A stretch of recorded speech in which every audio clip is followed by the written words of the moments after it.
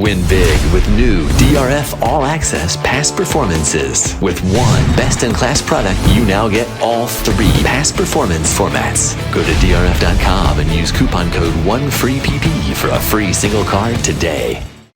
Hi, everybody. Dan Illman, Mike Beard for Breeders' Cup Prep Recap. Taking a look back at the Travers Stakes, a race that could have a direct impact on both the Breeders' Cup Classic and the Breeders' Cup Distaff. Let's break from the gate in the Midsummer Derby. The horse on the far outside is Fierceness, and he had a big summer at Saratoga, Mike. Last year's two-year-old champion disappointed in the Kentucky Derby, came back and won the Jim Dandy, and he looked good in the Travers. He looked really good in this race, just cruising forward from his outside draw here, Dan. The paces, they're going a little bit in front of him. Batten Down was very aggressively ridden to the lead in this race. No problem for Fierceness. So he's just cruising up on the outside. He's going to sit in a three-wide tracking trip until it's time to go. He's sitting outside and in the clear. Brian Hernandez Jr. has Torpedo Anna in a decent pocket position. She's the super filly, the most dominant three-year-old filly in the division in 2024. Her trip's okay right now. She gets a great trip in this race, saving all the ground, right up close to a pace that's not really going here. Batten Down was aggressively ridden first time through the stretch, but they're backing things down here, Dan. They're not really racing. Dornock is just sitting there to his outside, probably exactly where they want to be. You can't complain about where Fierceness is. You can't complain about where Torpedo Anna is. And considering this pace, I don't think you can really complain where Sierra Leone, the beaten favorite, is. The late runner is sort of saving ground in the three-hole right now as they head down the backstretch. Sierra Leone needs pace, came with a kick, wasn't good enough again. Yeah, he got a great ride here from Flavian Pratto. You're right, Dan. He sort of edged forward up the backstretch because the pace wasn't that fast. He got him sort of into mid-pack. He's going to get to the outside on the turn, and he is clear, and he's right behind Torpedo Anna as this field passes the quarter pole, and he runs on. He just can't really gain any significant late ground in this race. Batten Down fizzled. Dornock, the Belmont and Haskell winner, has no response. And now Fierceness turns for home with the lead.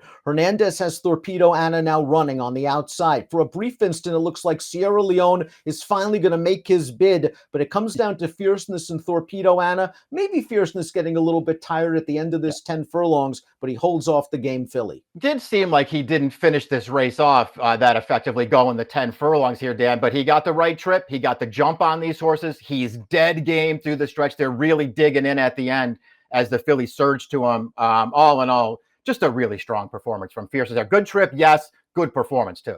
And he got a figure for this race, a 111 Beyer speed figure, a career best for Fierceness. Remember, he earned a 110 Beyer speed figure earlier in the year when he won the Florida Derby. When this horse is on his A game, he's absolutely brilliant. And I guess, Mike, this performance just makes him the favorite in the Breeders' Cup Classic.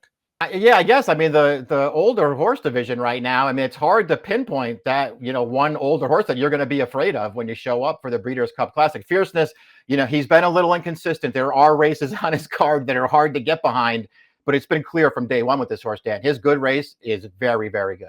A lot of times these two-year-old champions don't train on at 3. They're very precocious. They're simply more mature at 2 than their competition, and their peers catch up. It appears that Fierceness has matured from the Kentucky Derby over the summer, where he doesn't seem like a horse that needs to be speed crazy. He's happy sitting off a couple of targets. Yeah, that was sort of the big takeaway from his 2 Saratoga starts in particular. I mean, his Derby, let's be honest, whether you feel like you have an excuse for it or not, it was bad. But his races prior to that were good. His 2 races at Saratoga were kind of a revelation. Not only was he tracking the pace, but he's very comfortable sitting off of horses until Johnny asked him to go. And then when it was time to go, he went.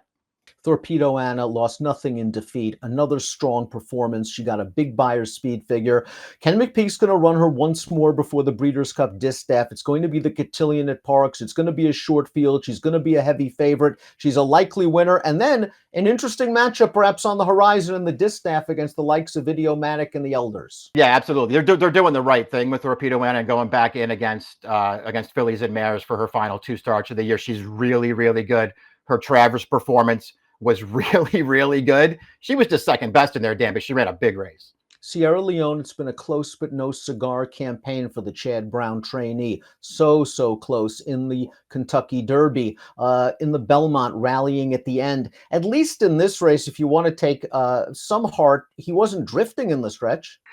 That's true. Although if you thought you were going to finally get a decent price on him in this race, Dan, you were wrong. They bet him down to favoritism again. I don't know what to say about it. Dan, he ran another perfectly fine race in here. I thought Pratt gave him a great ride. He gave this horse every chance to win, and he just couldn't make up enough ground on the stretch. He will train up to the Breeders' Cup Classic along with the fourth place finisher Dornoch, who just was flat. He was pushing the pace set by Batten Down, and just as when he took the lead, Fierceness set upon him, and Dornoch, a horse that is known for his grit, his fight, his determination, there just wasn't anything in the tank for the final 2 furlongs. He was one of the major disappointments in this race. He wound up finishing fourth, but it was a distant fourth. He never looked like he was going to win. When this race really picked up around the 5/16 pole, you could tell he didn't have any real response for Louis Size. They walked right past him on the outside. He's on his wrong lead all through the stretch, not really running on at all. He was a big disappointment in here. Ohio Derby winner Batten Down didn't run very well in this race. I think those were the tactics that you have to use with a horse like this. His best races could come when he gets to the front. Maybe he's a horse that just needs to turn back to a middle distance. Maybe that's true. Maybe he's the horse that you want to sort of, follow into his 4-year-old campaign and beyond. He's got a big pedigree behind him, Dan. He's run some good races when things go his way. But I thought it was pretty clear in the Jim Dandy that he was probably in a little bit too tough with horses like this. I thought they rode him correctly in this race. Put him on the front, see what happens. Not even close to being good enough. The fifth place finisher, Unmatched Wisdom, came into this race with a flawless record after winning the Curlin at Saratoga. He just never got forward. He's more of a speed horse. Chad Brown said he came back with some cuts on his legs. Arad Ortiz said he tried to get him forward. He just wasn't really interested. It looks like they're going to regroup. Yeah, didn't get any real early position in this race. It looked like briefly on the backstretch, Dan, he was really pulling behind horses, but he ultimately settled, and he never picked his feet up in here. Didn't run well at all.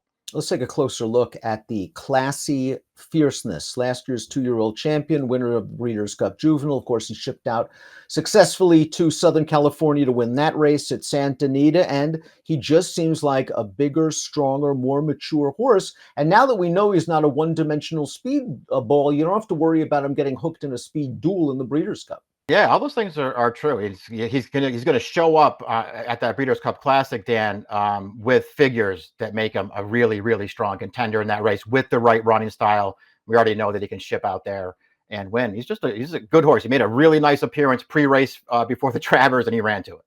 And he paid a really solid price as well. Let's take a look at the mutual prices for the Travers. Fierceness wins. It returns $9.80. Torpedo Anna, just a good performance for second. Sierra Leone was the beaten favorite third. Fierceness, last year's 2-year-old champ. He's won the Jim Dandy. He's won the Travers, and it's on to the Breeders' Cup.